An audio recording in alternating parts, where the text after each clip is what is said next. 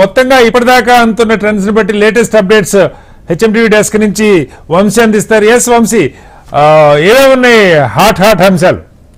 Sir చూస్తున్నాం sir, hat trick దిశగా అయితే ఎన్డీఏ కూటమి అడుగులు వేస్తుంది. బట్ ఎగ్జిట్ పోల్స్ అంచనాలు అయితే తారుమారవుతున్నాయి.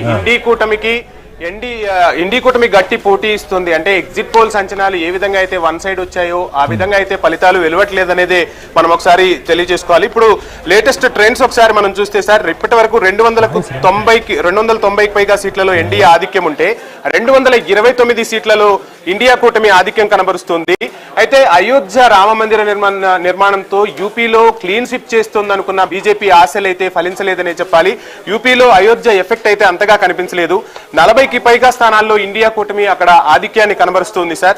ఇక 36 స్థానాల్లో మాత్రమే ఎన్డీఏ లీడింగ్ లో ఉండటం అనేది ఇక్కడ మనం ముఖ్యంగా చెప్పుకోవాల్సిన అంశం. గత ఎన్నికల్ని మనం ఒకసారి పరిశీలిస్తే యూపీలో 62 స్థానాలను బీజేపీ సాధించింది. ఉత్తరప్రదేశ్ లోనే బీజేపీ కొంత గడ్డు పరిస్థితిని ప్రస్తుతం ఉన్న ట్రెండ్స్ ని బట్టి అయితే ఎదుర్కొంటుందనే మనం చెప్పాల్సి ఉంటుంది సార్. ఇక మరొక రాష్ట్రం మహారాష్ట్రను చూసుకుంటే 26 స్థానాల్లో, బెంగాల్లో 12 స్థానాల్లో మాత్రమే లీడింగ్ లో కొనసాగుతూ ఉంది సార్. సో ఏవైతే ఎగ్జిట్ పోల్స్ అంచనాలు ఏవైతే ఉన్నాయో వాటిని తలకిందులు చేస్తూ ఇండియా కూటమి అయితే గట్టి పోటీ ఇస్తుందని మనం చెప్పాల్సి ఉంటుంది. రైట్ వంశీ, లేటెస్ట్ అప్డేట్స్ కోసం మళ్ళీ మీ దగ్గరికి వస్తాను.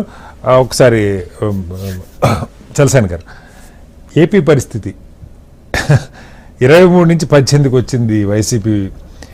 ఒక పక్కేమో జాతీయ స్థాయిలో గతంలో టీడీపీ 23 ఉన్నా కూడా ఒక ప్రాంతీయ పార్టీ, 3-4 దశాబ్దాలుగా బేస్ ఉన్న పార్టీ, బీసీలు కొంత సపోర్ట్ ఉన్న పార్టీ.